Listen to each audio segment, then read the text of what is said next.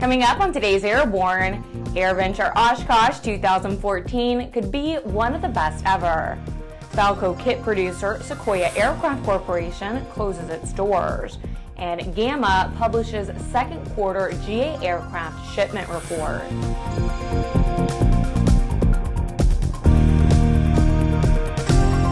Welcome to Airborne on Aero-TV. I'm Ashley Hale. Now that we've all started recovering from Oshkosh 2014, let's start catching up on all the Aero news.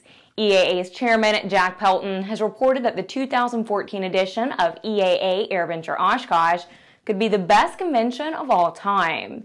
In talking about numbers, the aircraft arrival number was significantly up over last year. We know of at least, as of this morning, over 1,000 additional aircraft over last year. Overall attendance was up, and as you can imagine, we had certain days that were way up. You look at yesterday, we had attendance pushes that were in the 20+% increase over prior years. We had over 800 exhibitors. We had a very strong feedback from our exhibitors who were all saying that during the week there were a lot of what I will call aviation people who were buying. Our 1 week wonder, probably about 2 hours ago, went by, looked like it was getting very close to be prepared to taxi today. So we will have met the mark on that occurring. The first Thunderbird debut at Oshkosh, clearly, with I mentioned the attendance numbers, was a huge shot in the arm for the Saturday event, including the night air show. You know, the other activity that I would say we came out not where we would have liked to have been this week was our FAA administrator visit. We were pleased that the administrator and his team was here, but I was really hoping we would be able to get more definition around the third class exemption that we asked for. As a result, we know that they're in this process and the steps along the way, there's ways to end up causing it to get derailed.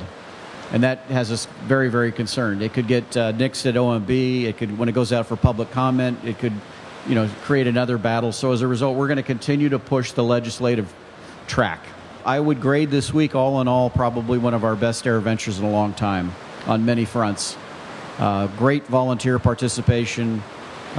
All the feedback we were getting is that everybody was happy to be here. It was a lot less stressful than it has been in prior years, and I think we're on a good solid footing to continue to repeat this and sustain it over the next few years. The economy and the passage of time have conspired to force the Sequoia Aircraft Corporation, maker of Falco plans, kits, and components, to close their doors. The 60-year-old F8L Falco is a classic home-built design loved for its aerodynamics and artful appeal. However, staffers Susan Aruda and Ronnie Joyner said their first priority has been to contact existing builders and to make sure they have everything they need to finish their projects. They're working on setting up a cottage industry for the Falco that will operate when they no longer offer Falco parts and kits. Gundar Restoration and Design will offer fabricated components. Fred Giron of Composite Developments will offer composite components such as the cowling, seat, and wing fairings. Jeff and Becky Rogers of Airplane Plastics will provide Falco windshields, canopy, and wingtip lenses. The Falco website will continue on and will be publishing more drawings and working to support the Falco. You're watching Airborne. We'll be right back after these messages with more news and our feature of the day. ADS-B will be mandatory for most aircraft by 2020 in the United States, but you can benefit from ADS-B today with the Bendix King KT-74 Mode S transponder. The KT-74 meets the global mandates for ADS-B out when attached to a suitable WAAS GPS. Finally, the extraordinary story of the world-changing X-Prize space competition is being told and illustrated with hundreds of insider photos in Jim Campbell's colorful new book, Beyond the Blue. Journey with Jim as he flies formation with spaceships, plays in zero gravity, prepares rocket racers, and documents the amazing first decade of the personal space race. Available this summer.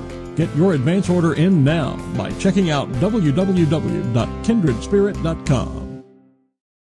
Welcome back. If you have a story suggestion for Airborne, Aero-TV, our website, or our podcast, drop an email to news-by@aero-news.net. Last week, the General Aviation Manufacturers Association published the second quarter 2014 General Aviation Aircraft Shipment Report. Industry airplane shipments increased 4.8%, while airplane billings were 4.5%. GAMA President and CEO Pete Bunce reported that rotorcraft manufacturers delivered 409 combined piston and turbine helicopters during the first 6 months of 2014. The billing figure for the rotorcraft shipments was $1.2 billion. Bunce said, quote, "Deliveries of turboprops this quarter were flat, but the encouraging numbers in the piston airplane and business jet segments drive the industry's optimism about global general aviation growth. However, there is still a great deal of work that remains to make this recovery sustainable over the long term," end quote. Bunce also opined that streamlining the certification process for both new production and equipage of safety-enhancing technology and reauthorizing the U.S. Export-Import Bank are critical to keeping the industry moving forward. Each week, we share with you a sample of an online video one of our viewers found especially entertaining. We call it our Aero-video of the week. Final liftoff of Atlanta. When it comes to competitive aerobatics, beginners start in the primary category. However, it's unusual to see them compete in a P-51 Mustang. This video is of a practice session for primary competition. Search P-51 Flies Primary on YouTube.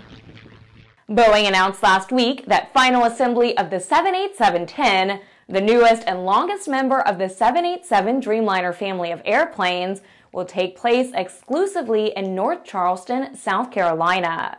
Design of the 787-10 is underway in Everett, with final assembly of the first 787-10 scheduled to begin in South Carolina in 2017. Larry Loftus, Vice President and General Manager for the 787 program, said, quote, "This will allow us to balance 787 production across the North Charleston and Everett sites as we increase production rates," end quote.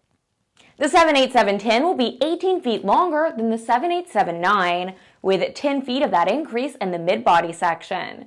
The mid-body is too long to be transported efficiently from North Charleston, where systems integration work is performed, to the Everett facility for final assembly. Therefore, introducing the aircraft in North Charleston takes advantage of that facility's capacity to handle the longer midsection. Airborne is brought to you by some of the best sponsors in the aviation business. We'll be right back with more news.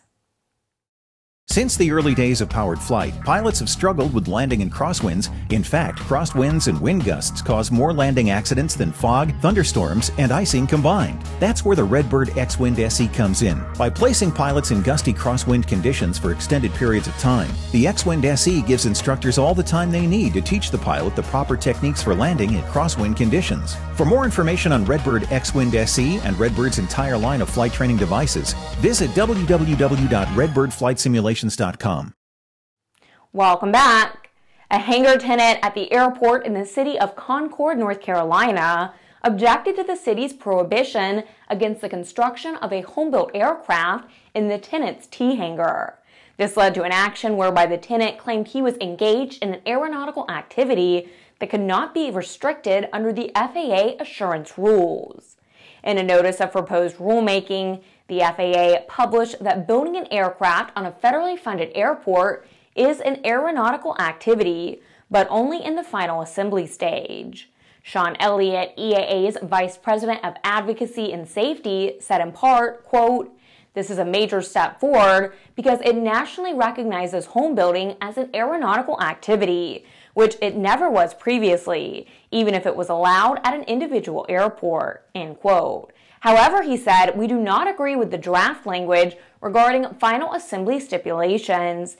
EAA will ask the FAA to consider all active aircraft construction as an aeronautical activity." Elliott said that airport occupants can help themselves in the homebuilt community by reading the policy draft and making a comment before September 5th. On Swiss National Day, August 1st, Pilatus debuted the PC-24 to the world, a team of 24 horses chosen to symbolize the number appearing in the PC-24 product name and its future mission profile as a workhorse pulled the first prototype out of the production facility. The PC-24 is the world's first business jet to come with a cargo door as standard equipment. Pilatus says it is capable of performance that allows it to operate in and out of very short runways or even unmade strips. A total of 3 prototypes will be produced for the PC-24 test flight program. The maiden flight of the first prototype, which was presented at the Rollout, will go ahead in spring 2015. Final certification and startup deliveries to customers are planned for 2017. Pilatus took orders for 84 PC-24s at the European Business Aviation Conference and Exhibition in May this year.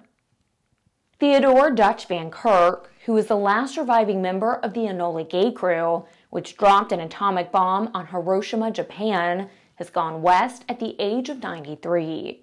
It's reported he passed away on July 28 at his home in Stone Mountain, Georgia.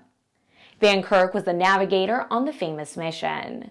During an interview, VanKirk described the mission, which led to the end of the war in Japan. He said that in his view, the use of atomic bombs at Hiroshima and Nagasaki was necessary and significantly shortened the war. But he also said that the experience led him to believe that wars don't settle anything, and that he would prefer to see all nuclear weapons dismantled. But he said, quote, "If anyone has one, I want to have one more than my enemy," end quote. Well, that's our program. Remember to get comprehensive, real-time, 24/7 coverage of the latest aviation and aerospace stories at aero-news.net. Remember, Airborne is streamed 3 times a week and is always online. Join us every Monday, Wednesday, and Friday for a new edition. I'm Ashley Hale. Thanks for watching.